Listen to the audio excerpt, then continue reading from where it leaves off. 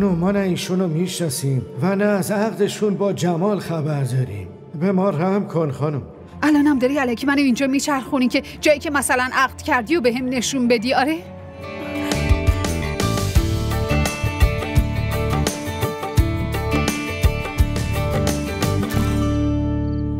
اسم اون حوریه. کی اسمش حوریه جمال؟ چه نسبتی باهات داره؟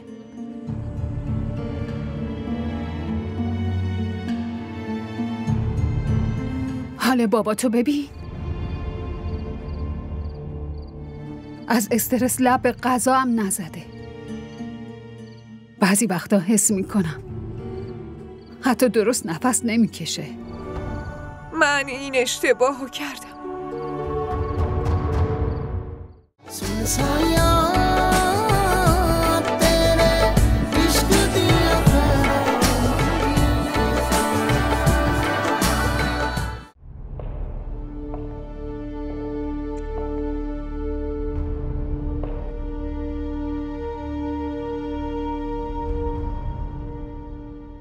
زنمو بریم؟ کجا؟ باید برم برای حوری دعا ببندم دیگه. آها نه، اون هنوز داره خودشو درست میکنه. بده من خودم میبندم.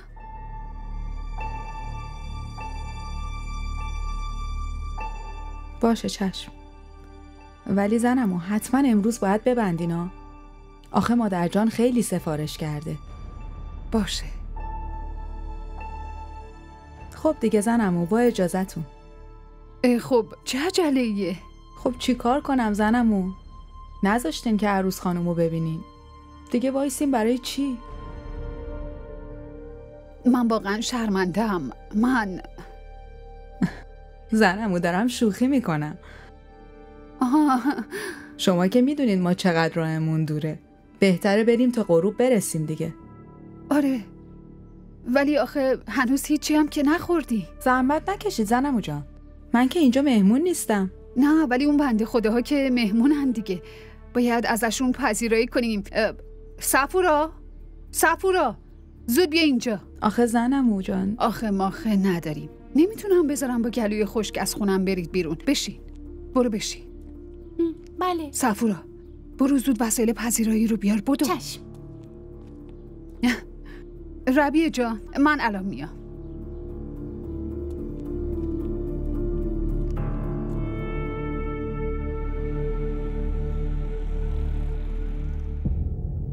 حرفمو باور کن، من دروغ نمیگم. به خدا با جمال عهد کردم. همون روزی که قیصر برداشت بردتم روستاشون، همون روز من و جمال میخواستیم بیایم پیشتون بهتون بگیم این قضیه رو. آها میشه بگی عقد نامت کو؟ اصلا جمال کجاست؟ بعدش هم اگه با هم عقد کردین چرا نمیاد ببرتت؟ بردنت بخوره تو سرش. رفته یه جای گم و گور شده، اون هیچ. هرچی هم دنبالش گشتیم پیداش نکردیم. من چطوری باور کنم ها؟ مامان شما باید باور کنی. یه داستان تخیلی رو؟ هیچ وقت. این یه داستان تخیلی نیست.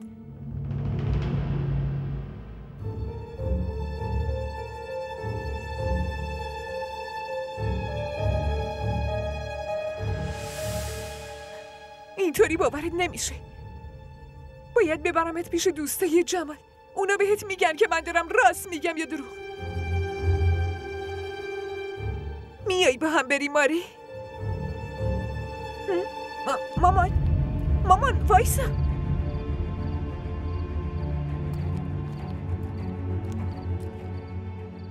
حال بابا تو ببین.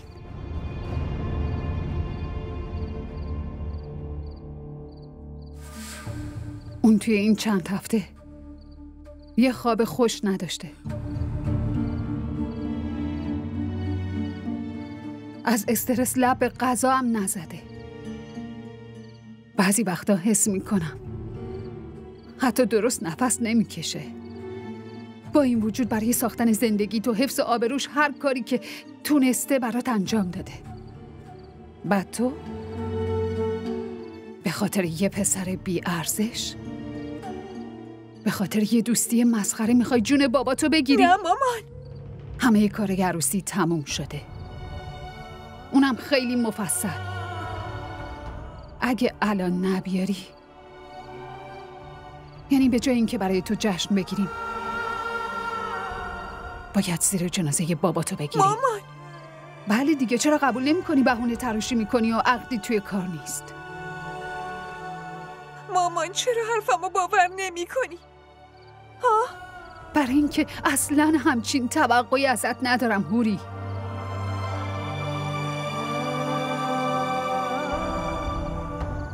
من این اشتباهو کردم. مامان، تو رو خدا کمکم کن این اشتباهو جبران کنم. کمک کنم؟ آره مامان، خواهشاً کمکم کن جمالو پیدا کنم. اگه جمالو پیدا کنم ازش طلاق میگیرم. بعدش تو هر چی بگی، هر چی بخوای، همونو حاضرم انجام بدم.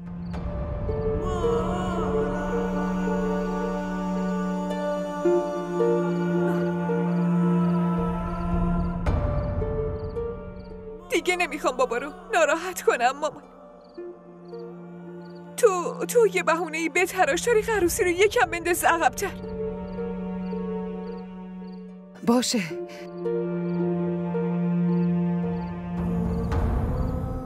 ولی بابات نباید بویی از این قضیه ببره.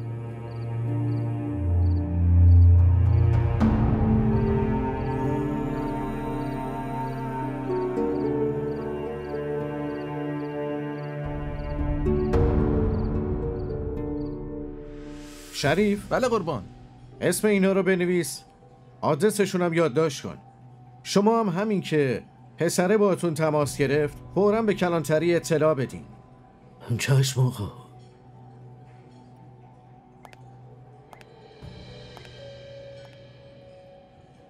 نه جناب، از اون پسره اینجا هم خبری نشد. بله با مدیر هتلم صحبت کردم، اینا واقعا خبری ازش ندارن. جناب فکر میکنم الان فقط یه راه داریم، همه بیمارستان‌های این شهر رو زیر و رو کنیم.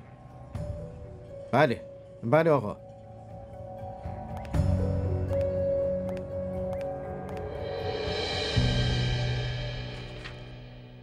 به نظرم بیشتر از این نیاز نیست تو بیمارستان بمونه. کارای ترخیصش رو انجام بده تا شبم مرخصش کن. آخه دکتر، این هنوز اسمش هم یادش نیومده.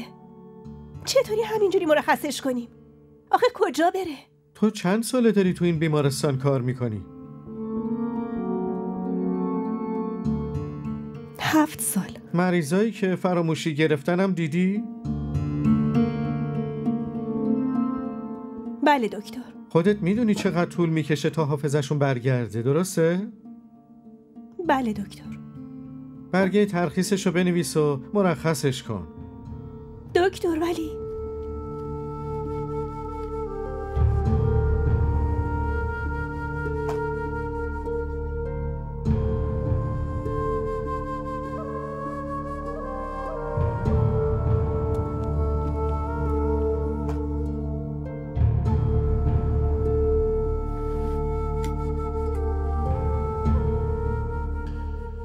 من که قبلا بهت گفته بودم نمیخواد اینقدر بهش دل ببندی. تو کار خودتو بکن. چرا از دست من عصبانی میشی؟ مگه من گفتم عزیزت از اینجا بره؟ مریم، خودت فکر کن دیگه، این بیچاره تا کی باید اینجا بیفته؟ معلوم نیست چقدر طول میکشه تا حافظش برگرده. خودت هم اینو خوب میدونی. اینم میدونم که برای اینکه خوب شه باید حسابی بهش رسیدگی بشه. اون نمیتونه از خودش مراقبت کنه، بعد چطوری میخواد داروهاشو بخوره؟ کجا میخواد بره؟ با یه مددکار حرف میزنیم. اگه هم بخوای میتونی از احوالش با خبر باشی. سعی کن اینو درک کنی.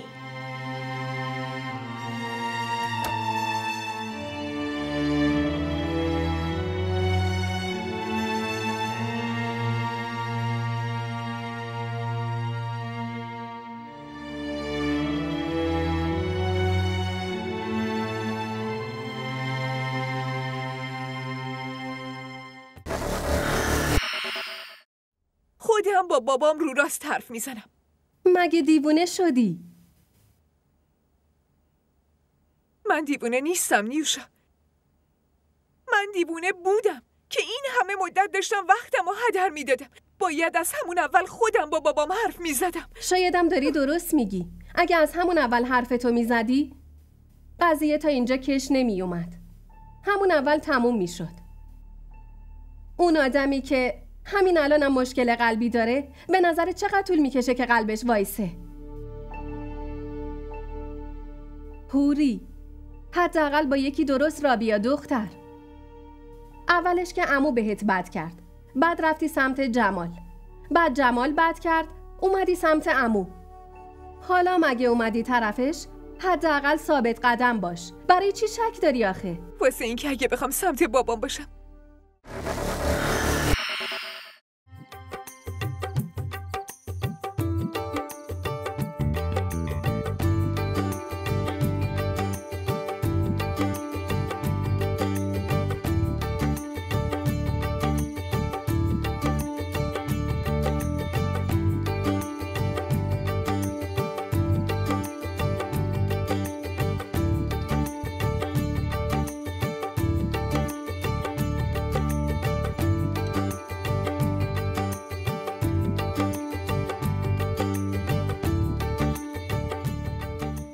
هنوزم وقت هست آقای داماد. برو باهاش حرف بزن. میخوای شمارش رو بگیرم؟ میدونی همه ی حرفای اصلی رو همین الان باید بزنی، وگرنه شب عروسی به پرسیدن اسم و این چیزا میگذره. پاشو، شورشو در نیار. همه مثل تو بی‌حیا نیستن دختر. شاه میره من خجالتیه، بذار خجالتی بمونه. حداقل بذاری صدقه رو بدم.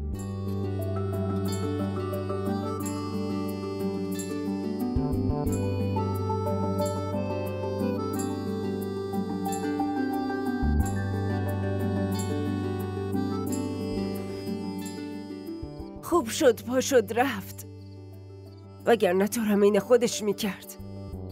یادته عروسی خودش از رو پشت بوم زل میزد به همه؟ دختری بی‌حیا.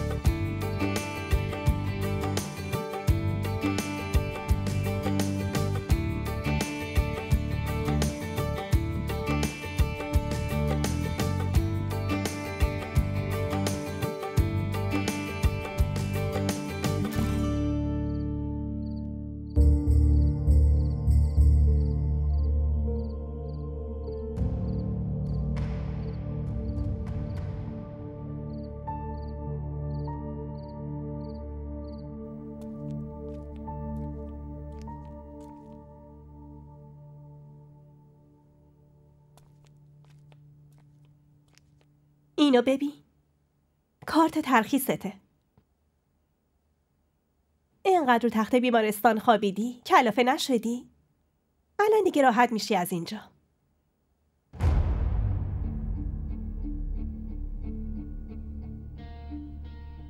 جمال،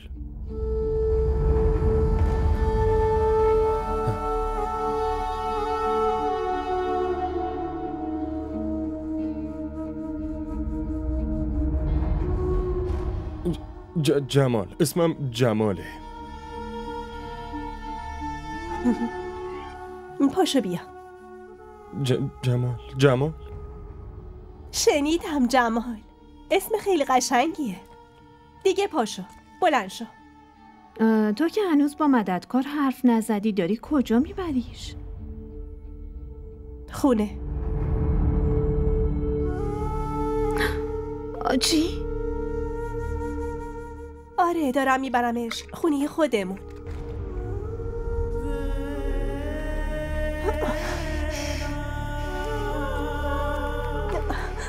مگه دیوونه شدی؟ همین الانشم کلی حرف از تنها موندن من و تو دارن در میارن. اگه یه جوون بینامونشون هم ببری خونه، بقیه چه فکری میکنن؟ هر کی هر فکری میخواد بکنه، ولی من نمیتونم اونو تنهاش بذارم. مریم، اون خونه مال دوتامونه. این که اون میتونه بیاد اونجا یا نه رو تنهایی نمیتونی تصمیم بگیری. پس اگه مشکلی داری یه خونه دیگه پیدا میکنم. خیلی داری به خودت ظلم میکنی. فقط دارم سعی میکنم زندگی یه نفر رو نجات بدم.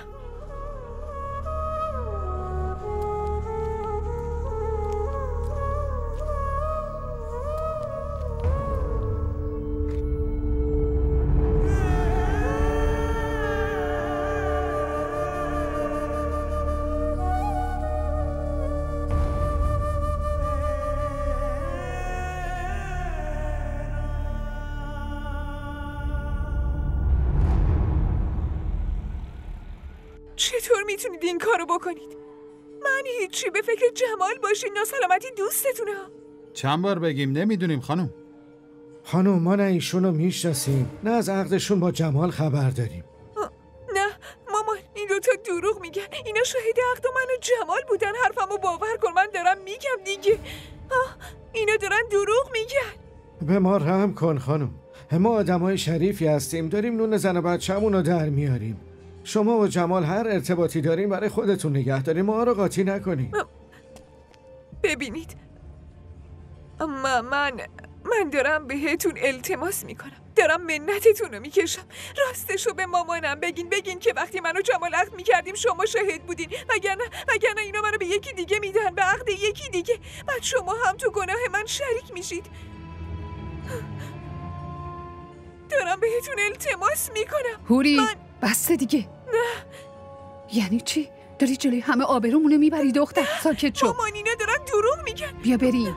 مامان ببین چی میگم. یه لحظه وایسا، دارم میگم اینا دروغ میگن. مامان ببین چی میگم.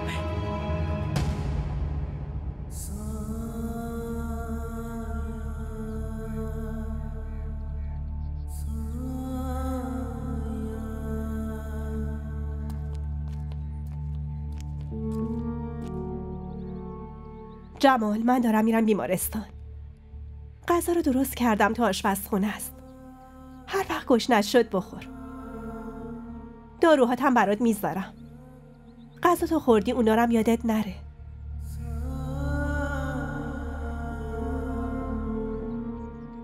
راستی اگه در زدن نمیخواد در رو باز کنی، من و فائزه خودمون کلید داریم. خودمون در رو باز میکنیم میایم تو. باشه جمال. یه وقت بیرون نری یا هوری.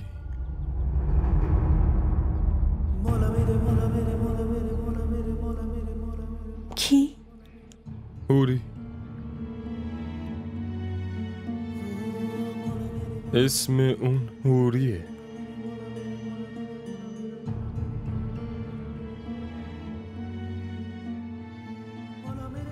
کیو میگی؟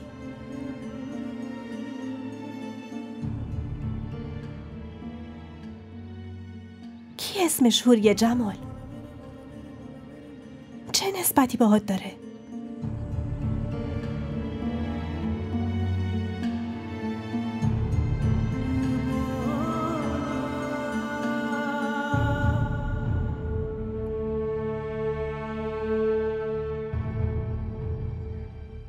مامان فقط یه لحظه صبر کن، میدونم که اینجاست. داری چی کار میکنی؟ من میدونم مامان، میدونم اینجا بود. هوری ببین چی میگه. گوش کن، وایسا. میگم وایسا ببین چی میگم. چقدر میخوای برای ثابت کردن این دروغت اینجا بچرخی؟ نه مامان من دروغ نمیگم. یه لحظه بخوام بیام. بیا بریم. نه مامان حرفمو باور نمیکنی. بس کن دیگه، بیا. نه مامان حرفمو باور کن، دارم راستشو میگم. گوش کن، هرچی باید میشنیدم و شنیدم. بیا مامان بذار یه بار دیگه بگردم، فقط یه بار بیا با هم دیگه بریم. مامان دارم راست. اون دوستای جمال اصلا تو رو نمیشناختن. الانم داری الکی منو اینجا میچرخونی که جایی که مثلا عقد کردی و بهم نشون بدی. آره برای چی منو دست انداختی هوری؟ عشق تو رو دیوونت کرده دختر. این کارو نکن.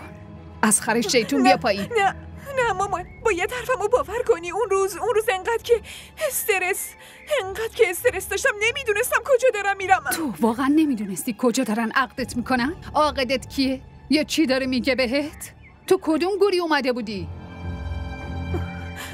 مامان حرفمو باور کن. بس هوری، اگه اون پسره دهاتی بی سواد پشت کوهی اینو میگفت باور میکردم، ولی تو اینو نگو.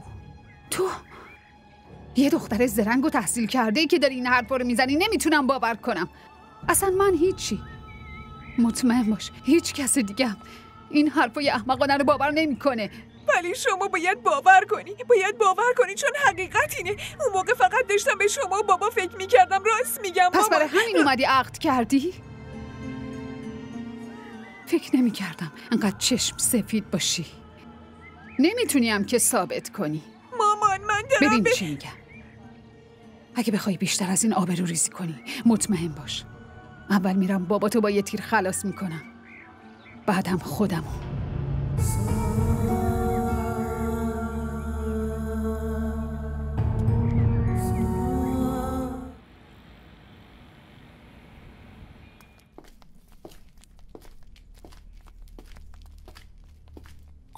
کجا رفته بودی آخه؟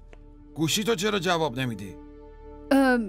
با هوری رفته بودیم یکم خرید بکنیم. بی خبر این همه وقت بیرونی. گوشی تو چرا جواب نمیدی؟ شرمنده شفی، آخه گوشیم سایلنت بود، ببخشید. موبایل هوری چی؟ اونو که یادمون رفت با خودمون ببریم. از دست تو هوری. باشه حالا تو هم آروم باش. اومدیم دیگه. برای هوری کادو فرستادن از طرف خانواده شوهرش. دیدی بهت گفتم زود باش بیا.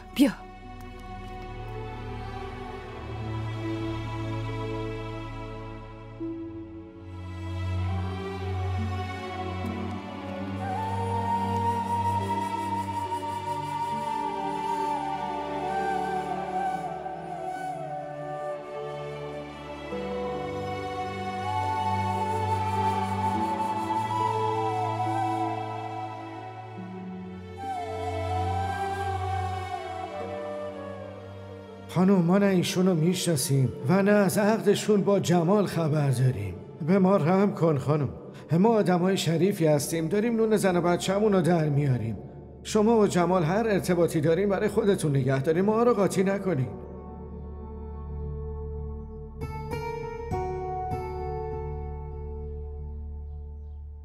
اگه بخوای بیشتر از این آبرو ریزی را بندازی اول باباتو با یه تیر خلاص میکنم هوری، بعدشم خودمو.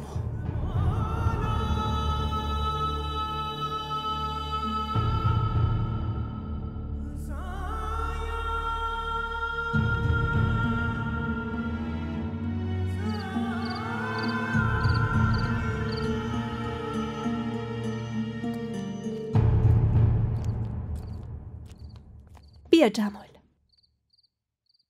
من برات سوپ پختم.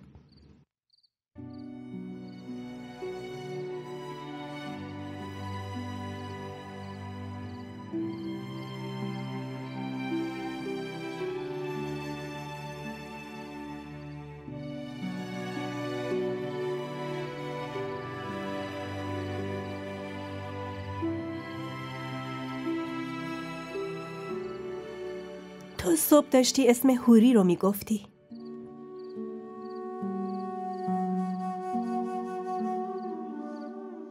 یادت اومد کیه؟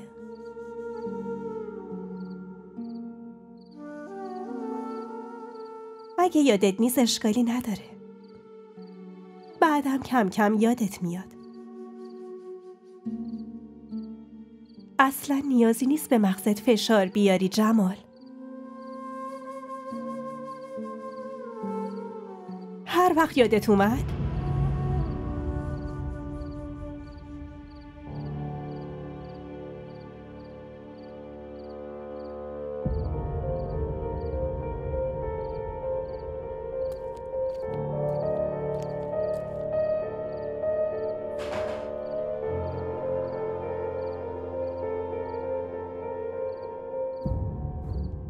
برای چی سوپتو نمیخوری؟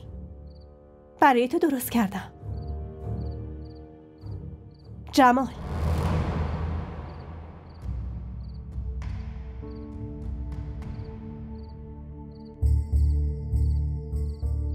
خب باشه، اینجا بشین، من برم داروهاتو برات بیارم.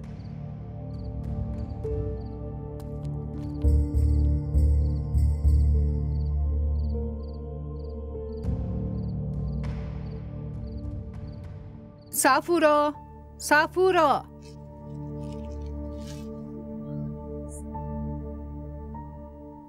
خاله. نیوشا، اگه اومدی اینجا داستان تخیلی هوری رو به هم بگی تا باور کنم بهتره بری. ولی خاله، اون هوری دروغ نمیگه، داره راستشو میگه.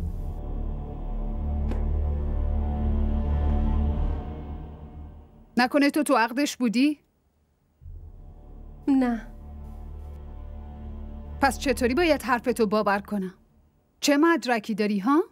هوری پشت تلفن بهم گفت. ازم خواست یه مقدار لباس و خرت و پرت براش جمع کنم. اگه میخواین از مامانم بپرسین. آخه اون چمدونی رو که میخواستم بدم به هوری دید. پس میخوای به هم بگی که به هوری کمک کردی فرار کنه. بعد ببینم مامانتم از این موضوع خبر داشته؟ یعنی مامانتم از این قضیه خبر داشت؟ نه خاله، نه، مامانم اصلا خبر نداره. تو هم روحت خبر نداره نیوشا، میدونم. من مادر هوریم. خوب میدونم که نمیتونه همچین کار گنده‌ای بکنه. اون به تو، به ما، به هممون داره دروغ میگه که یه جوری بتونه از این عروسی خلاص بشه. ولی اگه این ازدواج رو قبول نکنه من و پدرش زنده نمیمونیم. حتی خود هوری هم نمیذارن زنده بمونه. نمیدونم چطوری میخواد قبول کنه. ولی شک نکن که خانواده شوهرش اونو زنده نمیذارن. اگه این برای ما حکم آبرو رو داره، برای اونا حکم غیرت رو داره. هوری گزینه دیگه ای نداره.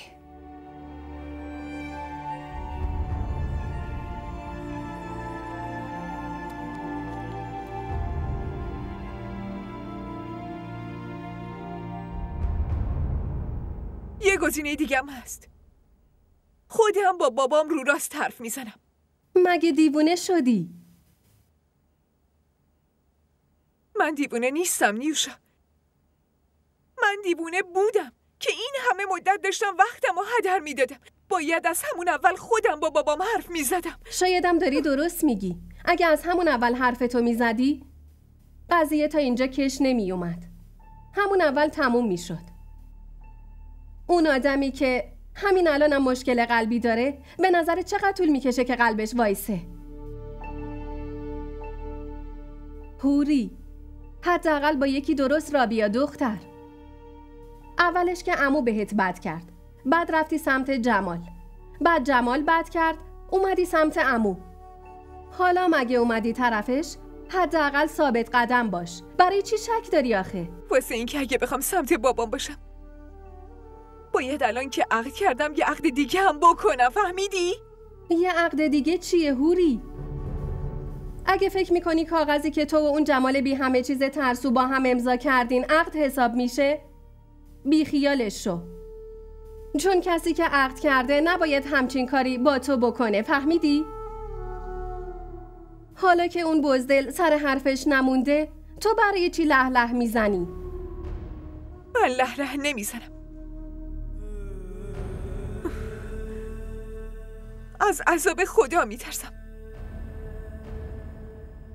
این وضعیتی که داره منو سمت گناه میکشه، من دارم از اون میترسم. ناراحت نشی یا هوری، ولی نافرمانی از پدر و مادر بزرگترین گناهه. وقتی از اون گناه نترسیدی، پس از این یکی هم نترس. چی داری میگی نیوشا؟ بله، برای اینکه دیگه از این تصمیمای احمقانت خسته شدم.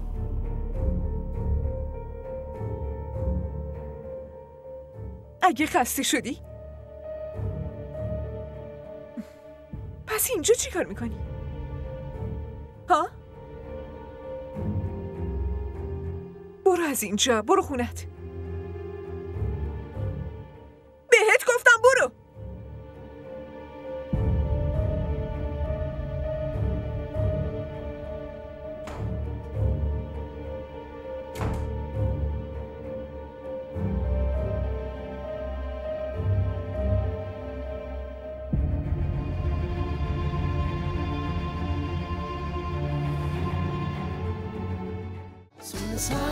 کانال ما رو سابسکرایب کنید. حمایت شما به ما روحیه میده.